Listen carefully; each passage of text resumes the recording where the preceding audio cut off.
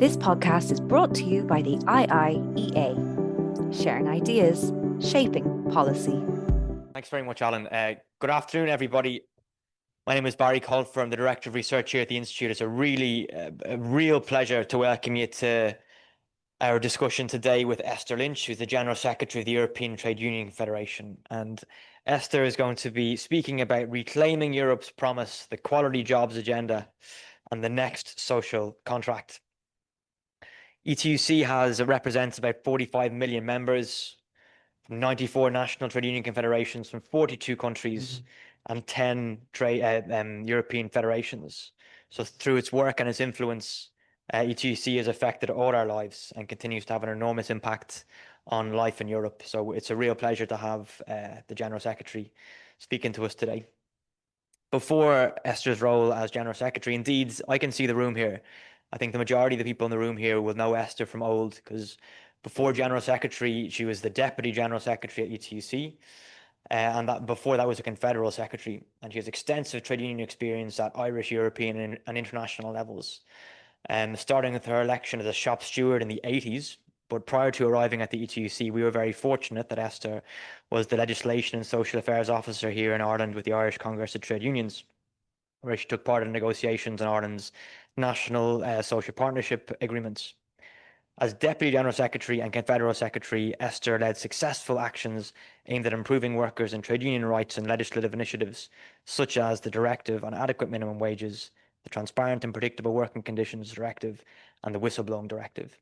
And Esther was always a big help to me in my career as a student and as a researcher, and in my current role as well. So it's just really nice to have Esther. Esther's obviously an enormous figure in the European trade union movement, but Esther's also really good fun and really sound. So very happy to have you here. For those of you who attend our events, I think you know the drill at this stage. I'm going to invite Esther in a moment to speak for about 20 minutes or so. There'll be an opportunity afterwards then for questions and answers. Those who are here in the room in full Technicolor in Norfolk Georgia Street, just raise your hand and a mic will come to you. And in these, hello to those joining at home. You'll be able to participate through the Q&A function on Zoom. The discussion today is on the record, and I'm very much looking forward to it. So without further ado, over to you, Esther.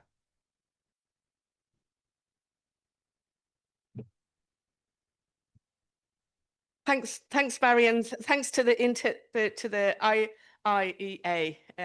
They're really good to be here in Dublin. Really good to be here with people interested in the future of Europe. Your role, in particular, discussing that, putting Europe and the idea of European solutions has never been more important. And I'm very happy to be able to bring the voice of working people to your considerations about the role and future of Europe. I think, to begin, we have to acknowledge the current situation, that many working people feel that something fundamental has shifted, that the deal that once held us all together, that you go to work, and if you went to work, you'd have dignity and security, a pension, and you'd be able to look forward to a future in which your children would do better than you would do, is largely been broken. Working people give their best every day, have kept Europe going through crisis after crisis, but they see their wages falling behind, and at the same time, they see profits and dividends soar. They see their rents, their bills, their shopping bills increase, but not their wages. They see often now their rights being described as obstacles to competitiveness. And for the first time in generations, young people are worse off than their parents. Across the EU, more than a quarter of people under 30 are in insecure and temporary jobs. I was talking to an engineer at the weekend, and she told me that she's on her 5th contract in 3 years. And even though she earns an average wage, she lives in Madrid, she can't afford a flat, can't afford to move out, can't afford to establish the life that she wants to for herself.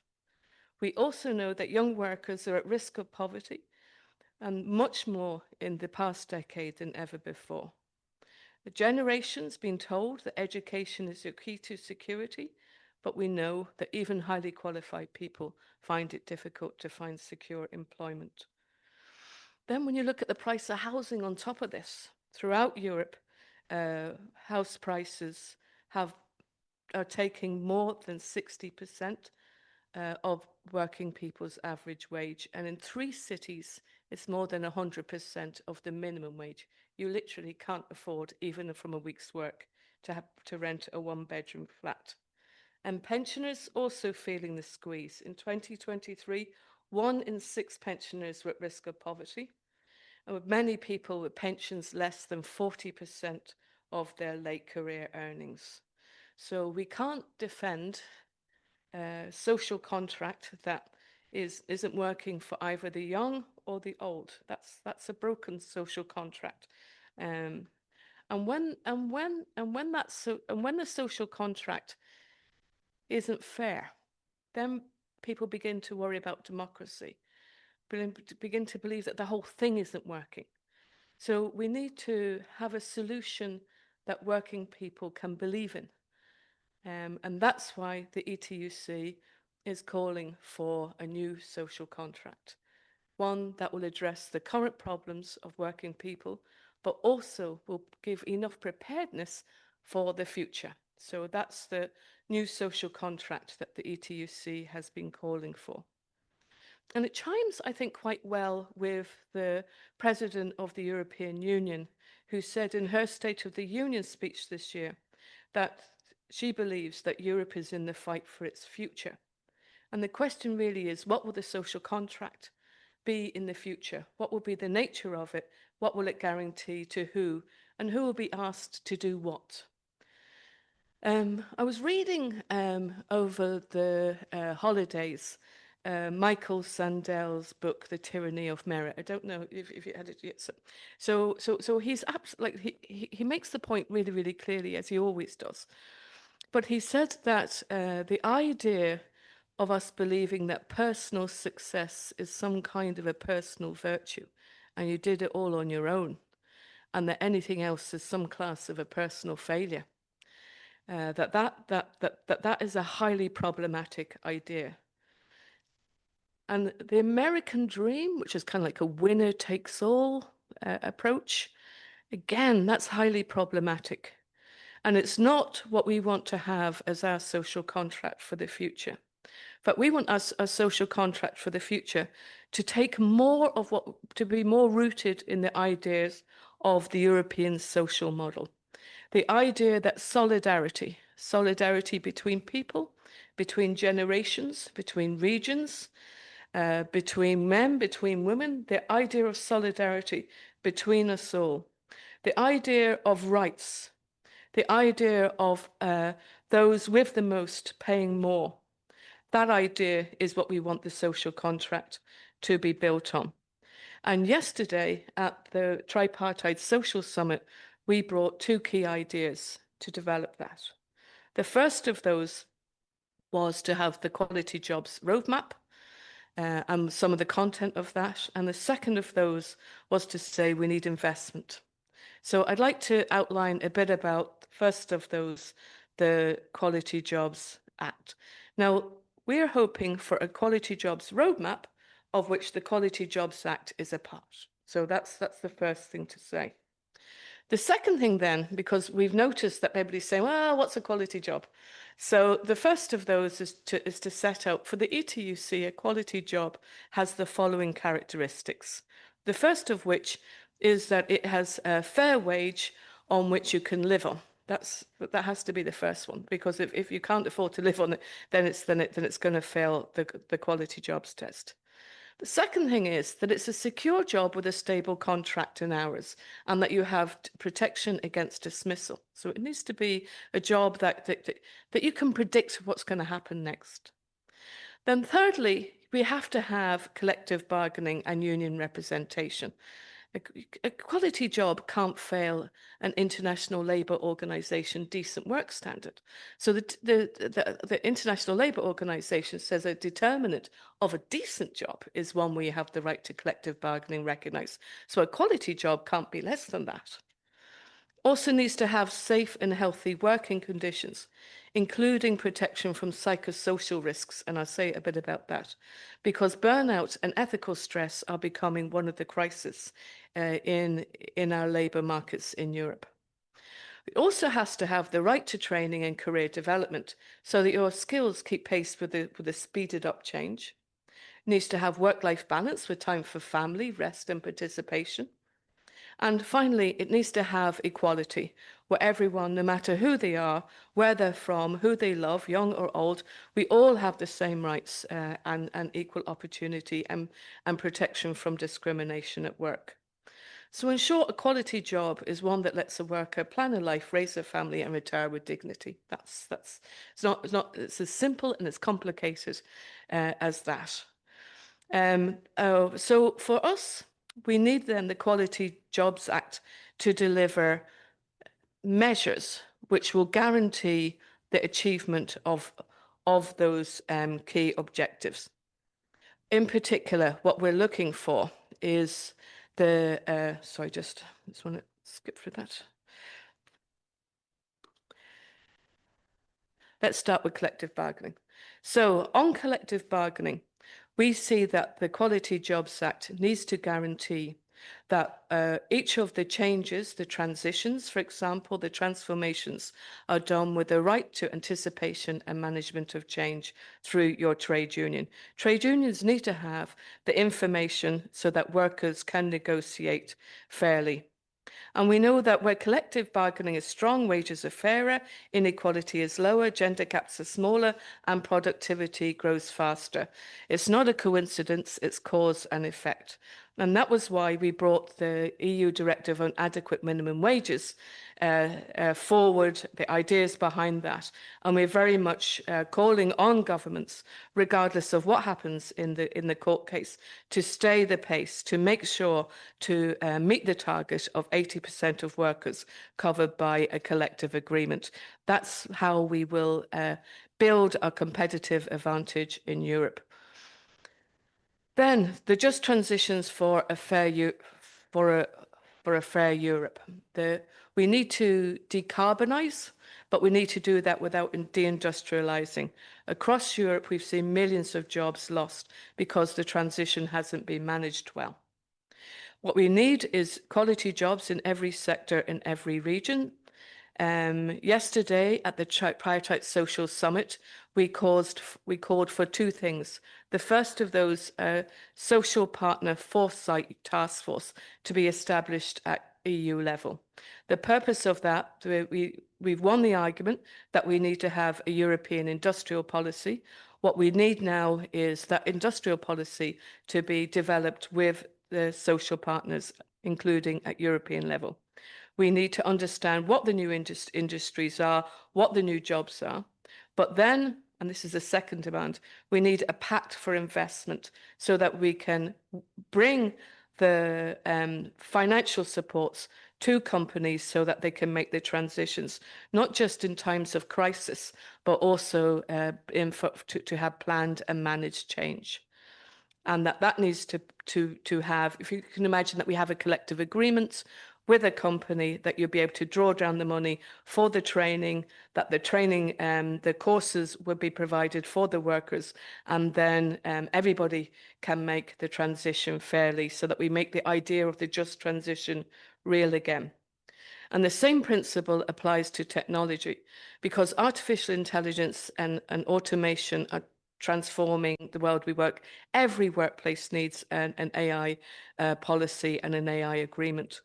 But we also need to make sure that the AI rules strengthen the campaign to have good quality jobs in Europe.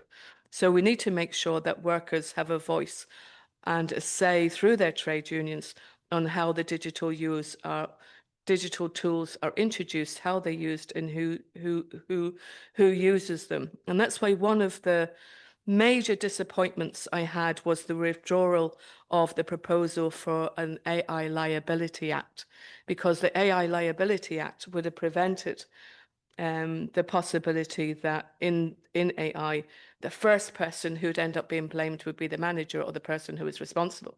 So we're very, very disappointed that the Liability Act was withdrawn. However, we do intend within the Quality Jobs Act to bring proposals to make sure that where AI is being used, that it's not the worker who's responsible when the AI hallucinates or does something, or where the workers follow the directions from AI. We also need to make sure that AI doesn't add to already existing difficulties. So, for example, if a hospital uses AI to plan staff schedules, the workers need to be involved in that planning so that the AI doesn't increase the burnout. We need to make sure that it's a tool for improvement and to create quality jobs, not as yet another determinant in speeding up work. Then on health and safety, we also want a strong health and safety module within the Quality Jobs Act. What we want to see there in particular is action to address the epidemic of stress at work in Europe, whether it's young workers or older workers.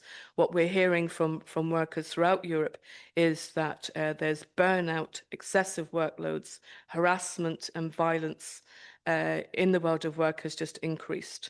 So in particular, we're looking to have the psychosocial risks treated in the same manner as the physical risks. And one of the examples of the type of stress that we want to be able to deal with is what we're calling ethical stress, but I'm not sure that's the right term for it. If I can give an example of it, if you can imagine a teacher in a large classroom, you have a struggling student who needs help, but the teacher doesn't have the time to spend with the struggling student just because of the size of the class.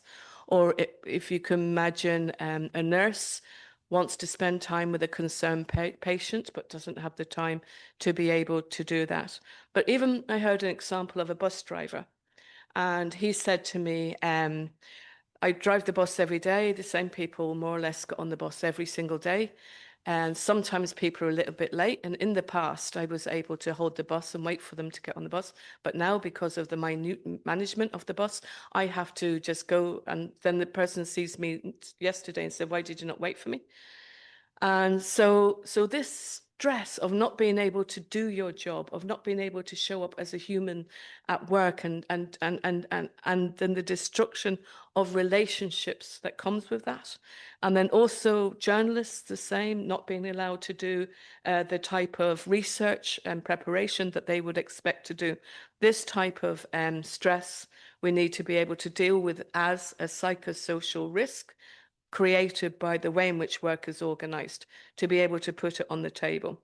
So we're very much hopeful that will also be included in the Quality Jobs Act. So in a nutshell, what do we want to see in the Quality Jobs Act, right? So what we want to see are all of the determinants of a quality job capable of being included. We also want to see a provision dealing with extreme exploitation at work, whether it's through the use of gangmasters. I went to Italy to just about 10 minutes off the motorway. And about 10 minutes off the motorway, there's something called a shanty town. I don't know if that's not to be insulting to the people who are forced to live there. They live under pieces of black plastic, 2,000 at the smallest, 12,000 at the biggest people, no toilets. The gangmasters put them there. They charge them for water. They charge them when they pick them up for work. Like it's in Europe. So we need to make sure that the extreme exploitation of these examples is also stamped out once and for all time. And we need to make that type of activity a crime.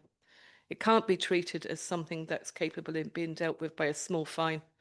This needs to be treated exactly what it is, which is a crime. So we're also looking to have wage theft a crime, but also to have that type of extreme exploitation to be a crime. We're also looking to have a limit in the subcontracting chain, because what we have learned throughout Europe is one of the problems of the single market has been the growth of very long subcontracting chains. So we want to limit the subcontracting, taken for example, construction. We want to have the subcontracting chain limited to 2 down. And indeed, the Paris Metro is today being built on contracts that are no further than 2 subcontracting chain down. Now, if you can build something as complicated as the Paris Metro with an agreement to have a subcontracting chain of 2, you can build anything with that. So we also want to do that. Then finally, because I've got lots of other things I want to say, but I want to leave time for questions. Finally, on the Gender Pay Transparency Directive, want to be very clear that the attempts by Donald Trump and his administration to undermine European equality by his letter on the diversity, equality and inclusion measures, we've been very clear with his ambassador to the EU that this is unacceptable, it's illegal, and it does nothing whatsoever to improve the merit-based principle that he was trying to pretend was being undermined by this. But anyway, it's also against the EU treaty. So it's simply not possible for member states or for companies to say we won't respect and have equality. The other thing that's in the EU treaty and indeed in the European Pillar of Social Rights is the idea of equal pay for work of equal value. And I'm looking around here and I know lots of people have been engaged for many years in taking cases and in establishing a lot of EU law on the hypothetical comparator. So that idea was incorporated in the Gender Pay Transparency Directive. And the value of that was, in particular, I'm thinking about carers and cleaners. So carers and cleaners do highly skilled work, but it's called low skilled work. They literally do life and death work. We learnt that during the COVID crisis, literally the difference between living and dying, and we're calling it low skilled work. So we need to make sure that we no longer do that. So that was why in the Gender Pay Transparency Directive, we have the provision which allows and supports trade unions to ask for information from the employer. Why do you put that value? Why is it that you actually put the value of that on that particular job, so that we can begin to address once and for all the undervaluing of work simply because it's predominantly done by women. So the Gender Pay Transparency Directive, the ETUC, we will defend that particular provision because it was all about responding to the people who did so much during the COVID crisis to make sure that their real skill, which was demonstrated at that time, is also properly respected now. So, in a nutshell, Quality Jobs Roadmap, Quality Jobs Act, an investment programme for the just transitions. That's how we restore faith in the European Union being able to respond to the needs of working people. That's how we renew Europe. That's how we turn problems into solutions that can be supported by the EU. And together in the trade unions in Europe, we have this plan, and we're at the beginning of this process now. We've won the argument on the needs for legislation for quality jobs. We've won the argument on the need for investment. Now, this next part is for us to make sure that the content of that act delivers that set of determinants of a quality job. Thank you. This podcast is brought to you by the IIEA, sharing ideas, shaping policy.